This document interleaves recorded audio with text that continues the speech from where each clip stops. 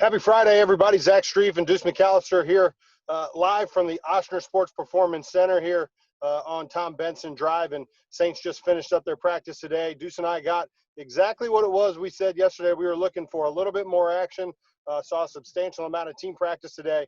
And without question, I think the hottest practice that we've seen thus far. We'll jump right into it. Deuce, I really, yesterday was a lot of discussion about the defense. The defense had a great day yesterday. I think both of us felt like they kind of won the day, and it looked like the offense really responded to that early on. The first team period that we saw with the whole group was kind of a move the ball down the field, first down, second down, third down period. And I thought the offense responded in a big way today. I thought they looked good in that early period. Yeah, I think really early on, and Zach, I'm going to be honest with you, the devil won today. It was hot out there. Yeah. So I just have to let the listeners know that was the overall winner today. The guys battled through it.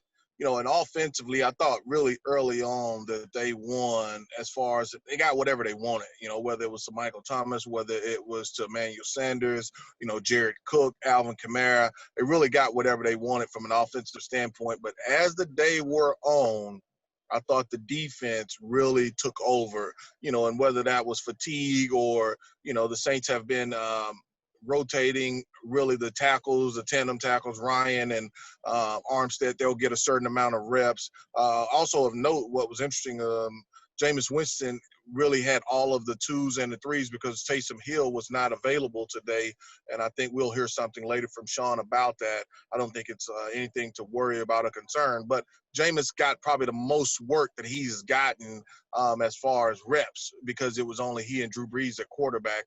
But I definitely agree with you. Early on, the offense definitely won that action. You talk about Jameis Winston, and we did get to see the most extensive action with him today with the absence of Taysom Hill.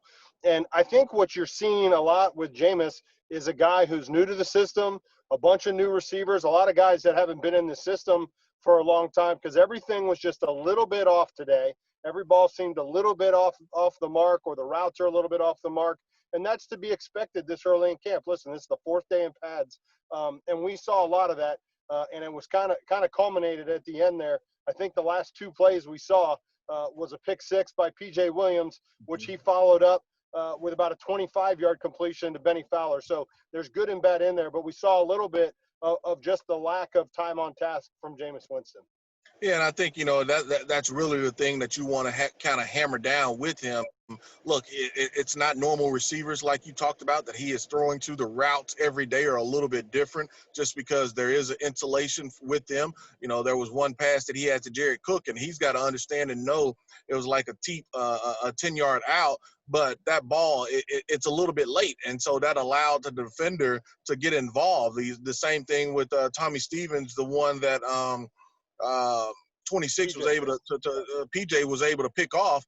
He's got to be a little earlier. He hung on to the original read a tad bit too long, and by the time he comes back, the defender is able to kind of pick it off. But like you talked about, that next play, he's on the far hash. He throws a deep out, 25 yards to Benny Flower, and it's on the money. And he's got guys around his knees, his ankles, players that are falling down. And, it's on the money. But that's just where you want to see the consistency from himself. Yeah, there's no question. Again, we've talked about it. The talent is not in question. Every single person on the sideline, when he made that last throw, looked around like, whoa, right? The talent is all there. It's a question of can they get consistently out of him that type of accuracy. We'll stay on the offensive side of the ball. To me, if you're going to look at one single guy on that side that stood out all day long, it's Michael Thomas. Michael Thomas had 5 or 6 catches today. It seemed like every time there was a couple plays go bad, they just went right back to Mike Thomas, who'd have a grab for a first down. He was dominant all day, I thought. Yeah, I really agree with you. They were working third down and short in some situations, or at least 3rd and 5. Saints, from a defensive standpoint, we saw their traditional dime look where it was 3 down, and then you had either 2 linebackers or 3 linebackers, depending on who they had in, and the rest were either safeties or cornerbacks. But, when you talk about maybe Drew going somewhere else with the football and there was a stop, he would come back to Michael Thomas and it would be a completion. You know, it was only maybe 2 or 3 times in team where there was not a completion. But Mike Thomas, he was just dominant, and it was almost to the point where it's boring because he's that good. And I know you've made the comment a couple times, why don't we just double him or play somebody underneath? Even when they did that, they were able to get him the football. They didn't force it, but they were able to still get him the football when they did that. Yeah, I think my comment was even more about the fact that it's amazing to watch him get doubled over the top with help, and they still find a way to get him the ball consistently. It's the same thing we saw all season long offensively. We'll flip to the backside of that defense. A guy that's really stood out to me really throughout camp, and at some point you see a guy make a play, make a play, make a play, make a play. You start going, maybe this is going to be a consistent thing with him, is Justin Hardy, who I think has been fantastic on the outside at the corner position, had another PBU today. And he's a guy, it's pretty amazing. He's a wide receiver in college. He was not a guy that came to the NFL as a DB, but immensely talented, a great competitor. We've seen him as an elite special teams player, but he's really come on, I thought, this year in training camp as a cornerback. He's really had a good camp, and I think the biggest thing for him is being able to learn from a guy like Lattimore and Jack Rabbit, and then consistently work on his technique with Aaron Glenn. I think that's really been the biggest growth for him, is just getting those reps. And so he is a totally different player, from when he signed here, because basically the Saints picked him up off the street. When he came in, it was basically special teams, and he has really, really developed into a reliable option at that corner position now. I don't know if he will be the number 3 guy that they put in if somebody gets banged up. But if you have to put him in, I don't think that you feel too bad when he has to go in and you have a couple guys that are hurt or banged up. I think you feel pretty good about it. But I have to give my props to a couple players.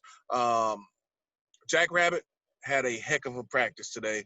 He and Michael Thomas, in some of those situations, they were matched up man to man, and he was up to the task. He probably should have had an interception.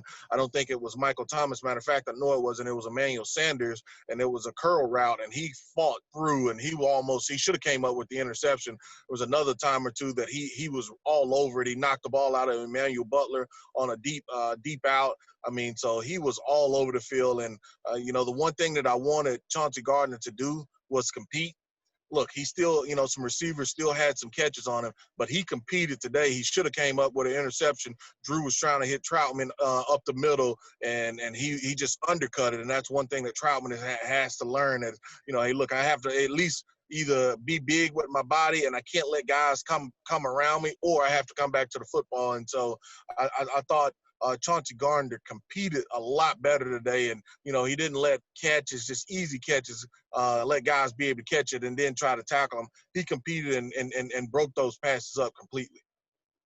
Deuce, you talk about Adam Troutman and kind of learning some of those nuances of the pro game, the ability to shield guys. And another place where we saw a young guy kind of get baptized a little bit today was Cesar Ruiz at the guard spot, and some of the games and pick stunts that were used. We hadn't seen Demario Davis in team drills over the last couple of days, but he came back today, and he came back in a big way.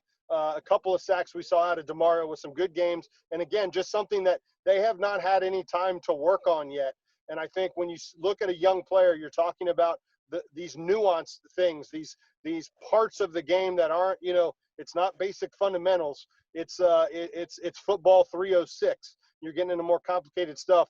But Demario made a bunch of plays today, and you could see a little bit of that lack of time on task up front.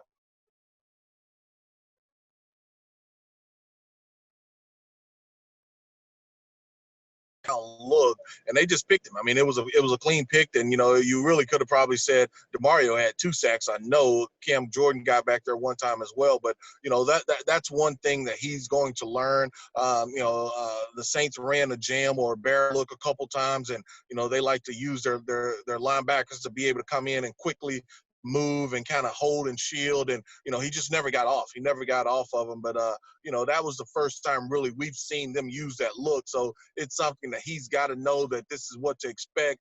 This is what they'll do, and it's different. He'll get there. You're not worried or concerned too much with that. No, there's no question. He's going to get there. That's the type of thing that you work all week long to beat. And when you're in training camp and the defense is installing 10 defenses a day, you don't work those types of specific things. So he'll certainly get it. I think the offensive line as a whole had a much better day today. I thought they looked good. I thought they came out and competed. That's going to do it for Deuce and I. Follow this weekend. You're going to get updates from Bobby Hebert. He'll be at camp this weekend, and into next week, along with Steve Geller. So you can catch them with their post-practice responses. But Deuce and I want to thank y'all for following along with us this week. We will be back over the course of training camp, and that'll do it for us from here at the Oshner Sports Performance Center on Tom Benson Way. Get all your info on WWLradio.com and WWL on Twitter.